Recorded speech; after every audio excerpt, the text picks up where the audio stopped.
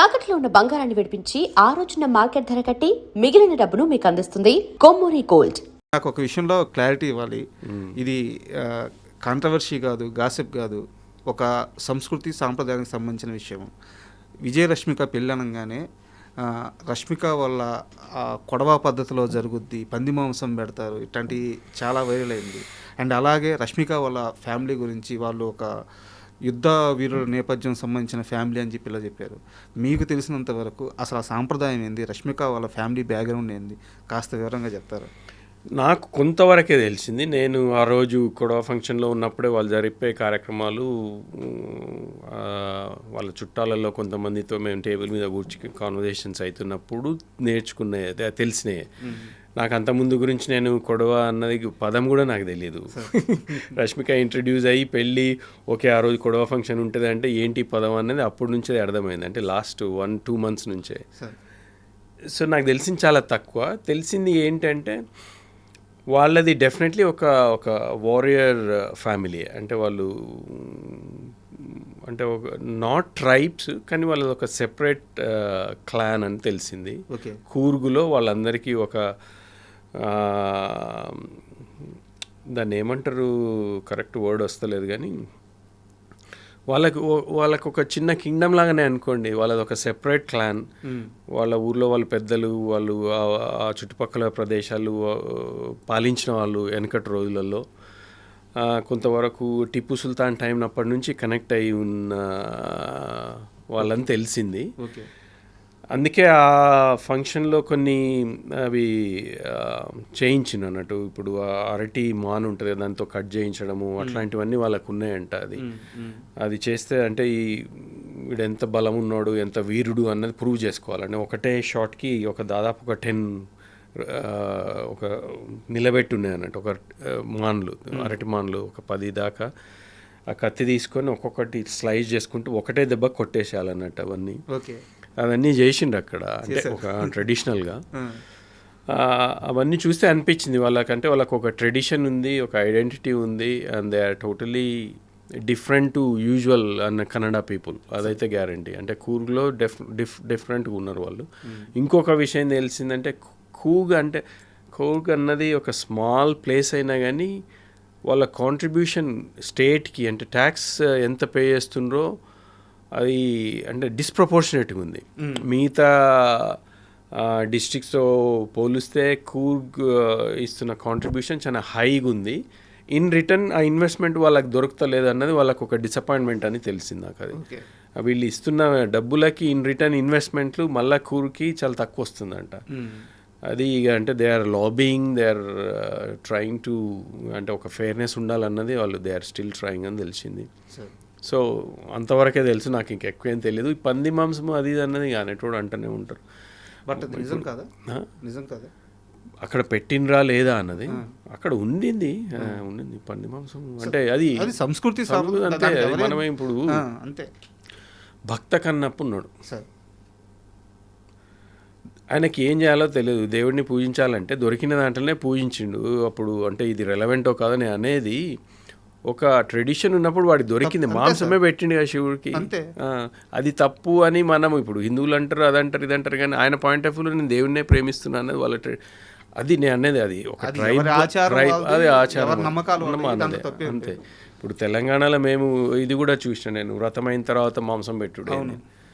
వ్రతం జరిగింది ఒక్కడి దగ్గర, మాంసం అక్కడెక్కడో ఊరోళ్ళ కోసం మేము ఫస్ట్ టైం ఊరికి డిన్నర్ చేస్తున్నాం. ఇప్పుడు ఊరోళ్ళకి పిలిచి వాళ్ళకి దావత్ కదా అది, మనము ఇస్తున్న పార్టీ. వాళ్ళకి ఉట్టి పప్పు భోజనం పెట్టి పంపిస్తే బాగుంటుందా? ఫస్ట్ ఆఫ్ ఆల్ తెలంగాణలో అసలు అది లేదు. తెలంగాణలో మీకు తెలిసిందే కదా.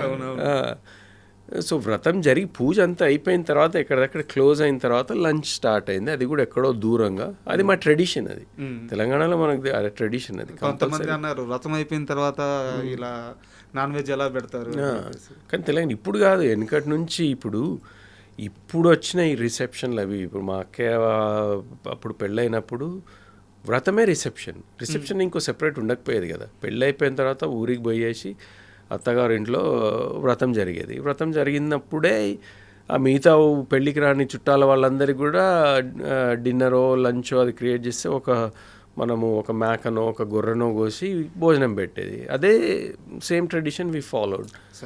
అది ఇష్టం లేనోడు ఎన్నో అంటుంటారు, మనం అవి పట్టించుకుంటారు. సార్ మీ కెరీర్కి సంబంధించి ఒక సీరియస్ క్వశ్చన్ అండ్ సజెషన్ కూడా అనుకోండి, నాకున్న అతి తక్కువ పరిజ్ఞానం మేరకు, బట్ దీన్ని ఎలా తీసుకుంటారో మీ ఇష్టం. ఇప్పుడు నేను చాలామంది ఆర్టిస్టులని ఇంటర్వ్యూ చేస్తుంటాను.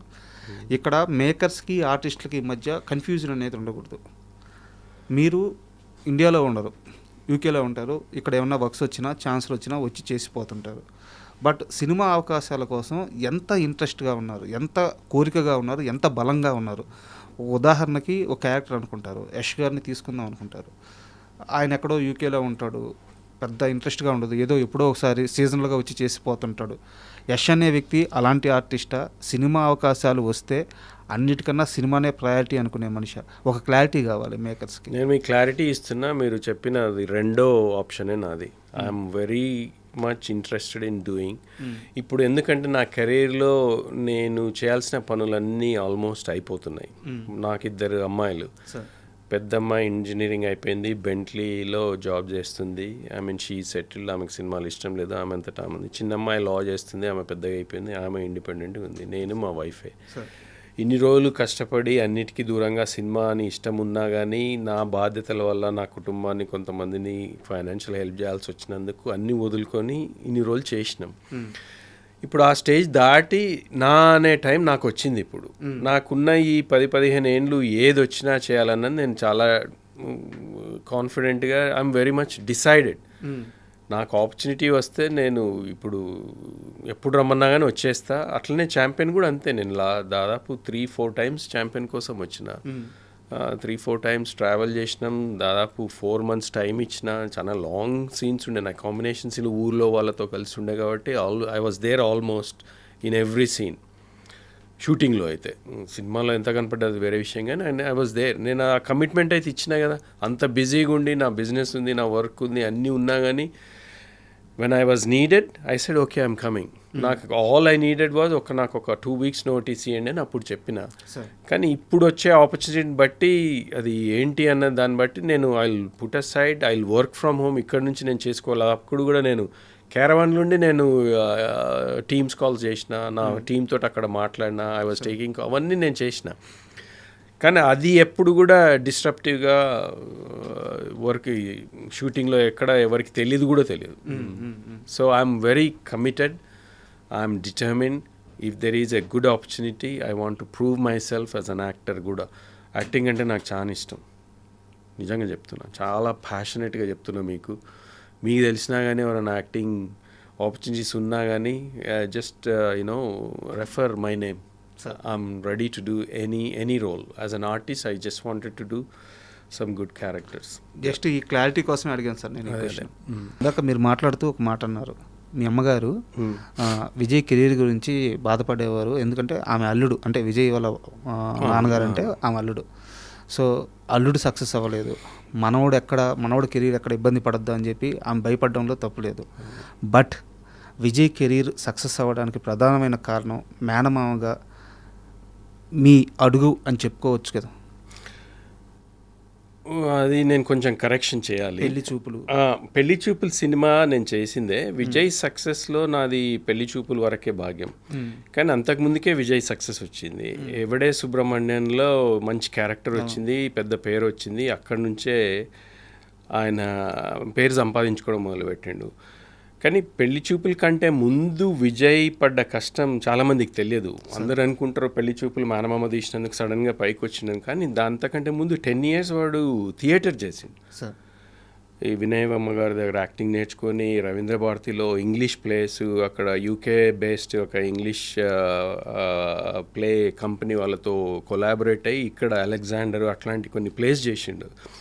అవన్నీ చాలా హార్డ్ వర్క్ చేసింది. So it was a gradual ప్రోగ్రెషనే వాడిది సక్సెస్లో.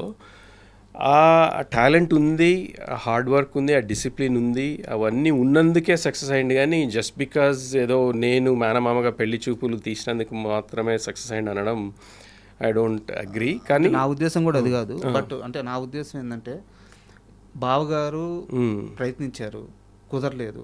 బట్ ఇప్పుడు ఒక మేనమామగా నేనున్నాను, అదే రిస్క్ చేద్దాము నా అల్లుడు కోసం అని ఒక తొలి అడుగు అయితే తీసుకున్నారు. అదైతే తీసుకున్నాం తప్పకుండా. అంటే పెళ్లి చూపులు ప్రాజెక్ట్ తెచ్చింది కూడా విజయే. నాకు కూడా చిన్నప్పటి నుంచి సినిమాలు అంటే ఇష్టం. మా బావగారి దగ్గర నేను ఇండియాలో ఉన్నప్పుడు వారికి స్క్రిప్ట్ రైటింగ్ అని, స్క్రిప్ట్ ఫేర్ కాపీలు చేయడం, అప్పుడు దూరదర్శన్ అని ఉండేది. వాటి కోసం మేము సీరియల్ అప్రూవల్ కోసం బాగా ట్రై చేస్తూ ఉండేది. అప్రూవ్ కాకపోతుండే కానీ ఆ వర్క్లో రైటర్స్ దగ్గరికి వెళ్ళి అట్లా కొంచెం నాకు కూడా అనుభవం ఉండింది. కాబట్టి విజయ్కి తెలుసు మామయ్యకు సినిమాలు అంటే ఇష్టం. ఎవడే సుబ్రహ్మణ్యం అని తర్వాత నేను వాడికి ఫోన్ చేసి కంగ్రాచులేట్ చేసినప్పుడు we had a brief discussion, ఏదైనా మంచిది ఉంటే మనం చేయాలన్నట్టు ఒక థాట్ ఉండింది. సడన్గా తరుణ్ భాస్కర్ కనెక్ట్ కావడము, ఈ స్టోరీ రావడము, నాకు ఫోన్ చేసి మామ ఇది ఒక మంచి సినిమా ఉంది, చాలా ఈజీగా అయిపోతుంది, అంటే మీరు పైసలు లాసైనా మీకేం డెంట్ కాదు, you are in that situation now, position now, can we do అది అని అంటే ఇమ్మీడియట్గా తరుణ్ భాస్కర్ తోటి కనెక్ట్ కావడము, స్టోరీ వినడం, నాకు బాగా నచ్చడము, అదంతా చాలా ఫాస్ట్గా అయిపోయింది. I said let's do it, ఏదో ఒకటి చేసి ఏముంది. ఆ కాలంలో పెళ్లి చూపు మేము 65 లక్షలలో తీసినాం అంతే. ఇప్పుడు 65 లక్షలకి నాకు అనుమానం షార్ట్ ఫిల్మ్ కూడా చేస్తారో లేదో. అంటే ఒక డీసెంట్ ఫిల్మ్ చేయాలంటే ఒక ½ అన్ అవర్ది చాలా డిఫికల్ట్. కానీ అది తరుణ్ భాస్కర్ అండ్ టీమ్, విజయ్ వీళ్ళందరూ కలిసి every one they work really their socks off ఆ సినిమా కోసం. అన్నీ ఫ్రీగా లొకేషన్ తెచ్చుకోవడం అదంతా చాలా బాగా చేసిన వాళ్ళందరూ. మా ఇన్వాల్వ్మెంట్ వెనక నుంచి కొంచెం గైడెన్స్, ఏం చేద్దాం, ఎట్లా చేద్దాం, ఏదైనా డౌట్స్ ఉంటే క్లియర్ చేయడము, ఫైనాన్షియల్గా ఏది లోటు లేకుండా ఉన్నంతలో బడ్జెట్లో చేసుకోవడం అన్నది వరకే. కానీ ఆ రిస్క్ మాత్రం నేను తీసుకున్నా. అది I'm proudly say I'm glad I did that, not just for Vijay, for me as well. ఎందుకంటే ఆ సినిమా ద్వారానే నాకు మళ్ళా ఎంట్రీ వచ్చింది సినిమా ఇండస్ట్రీకి. ఇక్కడ నేను కూడా మా బావ వెంబడి తిరుగుతుంటే మా అమ్మ నాన్ను తిట్టేది, నువ్వు కూడా సినిమాలు ఏంది చదువుకొని ఇప్పటికే ఇది అవుతుంది అది అని అన్న రోజులని ఇక్కడ నుంచి వదిలేసి వెళ్ళిపోయినాం కదా. మళ్ళీ పెళ్లి చూపుల ద్వారా మళ్ళీ వచ్చే అవకాశం దొరికింది. అది ప్యూర్లీ విజయ్ వల్లనే. యాక్చువల్గా ఇంటర్వ్యూకి యష్ గారు వస్తున్నారు అని చెప్పి మా పిఆర్ఓ చెప్తే నేను చాలా ఆనందపడ్డా. ఎందుకంటే అంటే వ్యూస్ పరంగా అని కాదు, ఒక ఇంటర్వ్యూ చేయొచ్చు అని కాదు, ఇవన్నీ కాదు. కానీ నాకు ఒక 3 మేనల్లుళ్ళు ఉన్నారు. సో మీరు ఆ పెళ్లి చూపుల దగ్గర నుంచి నేను మీ ఫేస్బుక్లో మన ఇద్దరం ఫ్రెండ్సే ఫాలో అవుతున్నాం. సో ఒకరోజు ఫ్యామిలీ స్టార్ రిలీజ్ అయిన తర్వాత అనుకుంటాను, లేదా రౌడీ జనార్దన్ టీజర్ రిలీజ్ అయిన తర్వాత అనుకుంటాను, విజయ్ గురించి మీకు ఏం తెలుసు, విజయ్ మీద కావాలని నెగిటివిటీ చేస్తున్నారు, సినిమాలకి రాని వాళ్ళు రాకపోయినా పర్లేదు కానీ వచ్చే వాళ్ళని ఆపుతున్నారు, వాంటెడ్గా విజయ్ని బ్యాడ్ చేస్తున్నారు అని చెప్పి ఒక మేనమామగా మీరు చాలా బాధపడుతూ ఫేస్బుక్లో ఒక పోస్ట్ పెట్టారు. ఆ రోజు నాకు అనిపించింది, మేనల్లుడి మీద ఇంత కేరా, ఇంత ప్రేమ. అది ఫ్యామిలీ స్టార్ అప్పుడే అనుకుంటా, రౌడీ జనార్దన్ కాదు, ఫ్యామిలీ స్టార్ అప్పుడే.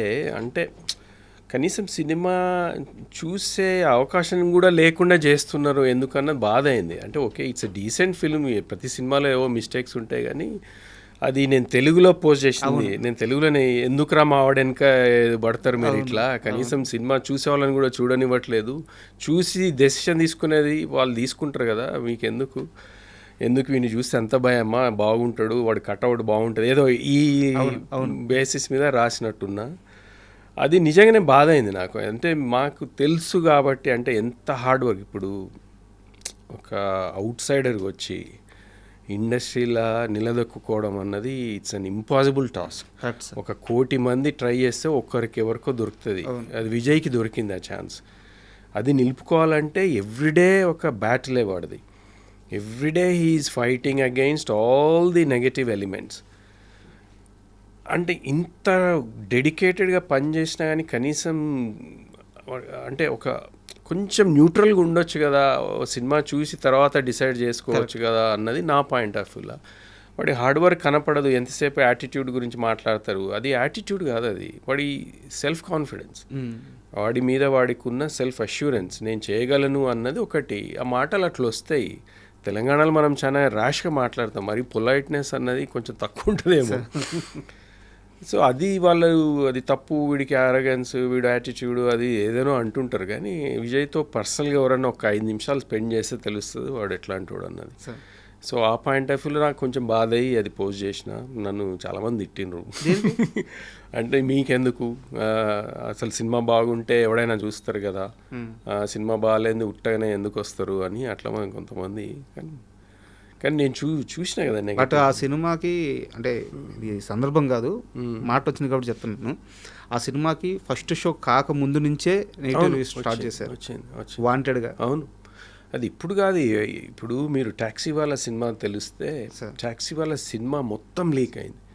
సినిమా రిలీజ్ కంటే 1 నైట్ 2 నైట్స్ ముందు సినిమా మొత్తం యూట్యూబ్లో వచ్చింది, చాలామంది చూసిండ్రు. నాకు ఇప్పటికి గుర్తుంది, విజయ్ ఆ పాత ఇంట్లో ఫ్లాట్లు ఉన్నాడు, అది తెలిసి హీ వాజ్ లిటరలీ క్రైమ్. ఇంత హార్డ్ వర్క్ చేసినా ఇప్పుడు ఎట్లా సినిమా అది ఇది ఏడ్చేసారా? ఏడ్చిండు, లిటరలీ ఏడుస్తున్నాడు. అయినా కానీ సినిమా రిలీజ్ చేయాలంటే అల్లు అరవింద్ గారు వీళ్ళందరూ ఇప్పుడు వేస్ట్, అది మనం రిస్క్, అనవసరంగా డబ్బులు వేస్ట్ అది అని అంటే అట్ ఎనీ కాస్ట్ చెయ్యాలి సార్ ఇది. ఎందుకంటే సినిమాలో ఏదో ఉంది, యూట్యూబ్లో చూసిన వాళ్ళు కొన్ని వేల మందో 1,00,000 మంది ఉన్నా కానీ మిగతా వాళ్ళకి ఛాన్స్ మనం ఎందుకు ఇవ్వకూడదు, మనం చేద్దామని విజయ్ ఎంబడిపడి, విజయ్ ఎస్కేఎన్ ప్రొడ్యూసర్ ఎస్కేఎన్ గారు అల్లు అరవింద్ గారు ప్రజెన్స్లో చేసిన వాళ్ళని కన్విన్స్ చేసి రిలీజ్ చేయించుకున్నాడు. అది ఇంకే హీరో ఉన్నా కానీ అంత పెద్ద ప్రొడ్యూసర్ చెప్తున్నారు అంటే రూమ్లో డోర్ వేసుకొని ఏడ్చుకుంటూ అయ్యేది. కానీ వాడు చేసినందుకు వాడి ఫైటే again he fought for it. Release చేసుకున్నందుకు అది 100 crores 40 crores ఏమో కలెక్ట్ చేసి పెద్ద హిట్ అయింది. అది మళ్ళీ విజయ్ అంటే he's creating his own opportunities. మరి అది ఎందుకు అప్రిషియేట్ చేయరు వాళ్ళు? ఇప్పుడు నెగిటివ్గా కామెంట్ చేసి ప్రతి దగ్గర విజయ్కి ఎవరో వచ్చి ఏం చేయట్లేదు. ప్రతి దగ్గర he's creating his own opportunities. Pelli Choopulu అన్నది హీ క్రియేటెడ్ హిమ్సెల్ఫ్. ఇప్పుడు టాక్సీ వాళ్ళని రిలీజే కాకుండా మొత్తం యూట్యూబ్లో వచ్చిన సినిమాని రిలీజ్ చేయించుకోగలిగిండు అన్నది విజయ్ ఆపర్చునిటీగా క్రియేట్ చేసుకున్నాడు. మరి ఇవన్నీ చూడకుండా ఎంతసేపు యాటిట్యూడ్, వీడికి అరగెన్స్ అని ఎందుకు అనాలి? కొంచెం ఛాన్స్ ఇవ్వచ్చు కదా. బయట రోడు ఇంత కష్టపడి సక్సెస్ అయ్యిండు అంటే అందరికీ అసలు ఒక ఇన్స్పైరింగ్ స్టోరీ అది. ఎవరైనా చేయగలరు అన్న ఒక నమ్మకాన్ని తీసుకొచ్చిండు విజయ్. జనరేషన్కి ఒకరు వస్తారు సార్. ఎగ్జాక్ట్లీ. ఎందుకంటే ఇప్పుడు అంటే నేను ఎవరి మీద కామెంట్ చేయలేదు, కానీ విజయ్కి బ్యాక్గ్రౌండ్ అయితే ఏం లేదు కదా. ఏ బ్యాక్గ్రౌండ్ లేకుండా బయట నుంచి వచ్చి సినిమా ఇండస్ట్రీలో నిలదొక్కుని సక్సెస్ఫుల్లో ఒక మాస్ ఫాలోయింగ్ క్రియేట్ చేసుకోగలిగిందంటే అది ఎంతోమందికి ఇన్స్పిరేషన్ కావాలి. అరే మనం కూడా చేయగలము, మన మీద మనకు నమ్మకం ఉండి కరెక్ట్ ఆపర్చునిటీ మనం క్రియేట్ చేసుకోగలిగితే తప్పకుండా ఎవరైనా సక్సెస్ కాగలుగుతారు అన్నది